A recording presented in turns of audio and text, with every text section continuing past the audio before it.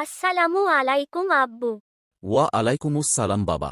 আব্বু, রমজান আর কয়দিন বাকি? আর মাত্র কিছুদিন বাবা। রমজান কেন এত দামি আব্বু? কারণ এই মাসে আল্লাহ জাহান্নামের দরজা বন্ধ করেন আর জান্নাতের দরজা খুলে দেন। আল্লাহ কি আমাদেরও ক্ষমা করবেন? যদি আমরা এই রমজানে সত্যি ফিরে যাই, আল্লাহ আমাদের সব গুনাহ মাফ করে দেবেন। আব্বু, গত রমজানে দাদু ছিল, এই রমজানে নেই। বাবা, অনেকেই ছিল গত রমজানে, কিন্তু আজ কবরের নিচে। আমরা জানি না আমরা থাকব কি না। তাহলে আব্বু, এই রমজানটা আমরা নষ্ট করব না, তাই তো? না বাবা, এই রমজানটা হবে আমাদের জীবনের সেরা রমজান।